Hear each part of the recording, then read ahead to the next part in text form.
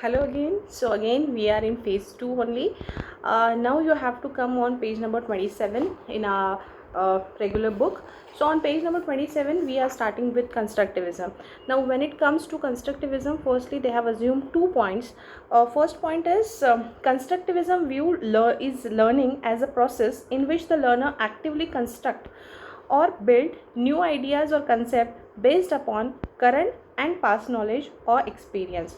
So in constructivism what happens is the learner takes their current knowledge and whatever are their past experiences, both actually they consider and they create something new out of it, and that is what is called as innovation, that is what is called as creativity.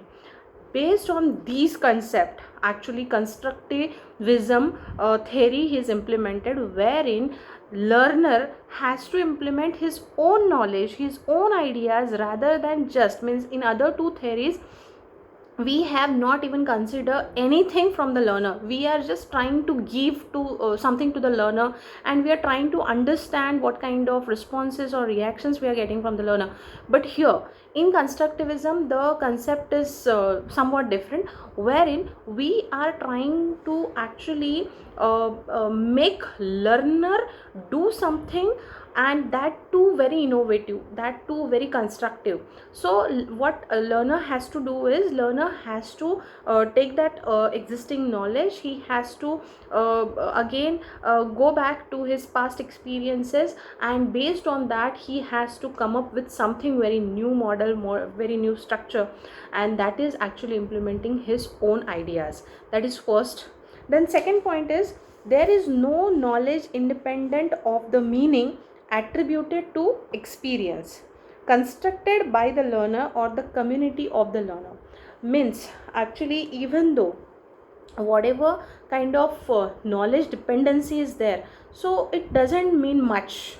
Means again whatever kind of thing you have told or you want the learner to do, that must not be knowledge dependent, that must be his own form of imagination, his own form of constructing new ideas. So we are not making it anything. Means if I am a teacher, I want something to do as per my requirement, no, not at all. I have just given him some kind of hint, and based on that hint he has to actually prepare something. Just like just taking example, as I have given you many art and craft assignments or projects. Now what I have told you is you have to just use matchstick. Now what actually you have to build out of matchstick is your own creativity. So I am not interfering that okay, with matchstick you have to prepare flower, you have to prepare butterfly, you have to prepare house. No, it's not like that. So what I am giving is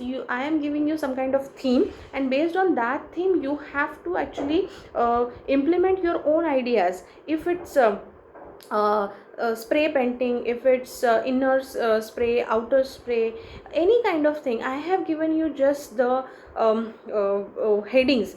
Within that heading, now what you have to build is your own idea. So what you will do, you will try to just implement your knowledge, you will try to just see the resources. Okay, मेरे घर में ये है, ये है, ये है, तो इससे मैं ये बना सकती हूँ. So that kind of you may say bits and pieces you may require to actually get to some kind of conclusion, and you may come up with some kind of new concept, new idea, and that is where actually constructivism falls in. So this is the most upcoming and most relevant approach in the theory of learning, which is called as constructivism, and it's very effective also because we are giving those kind of exposure to the learner, wherein learner is actually implementing his own ideas, his own creativity within the process of learning.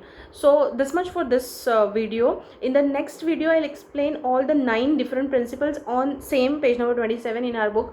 So just for this video, understand these 2 basic laws on which actually constructivism theory is based upon. Now in the next video, 9 different principles we will see, and then one by one what are all things are there in constructivism, that we will see in the upcoming videos. So this much. Thank you very much.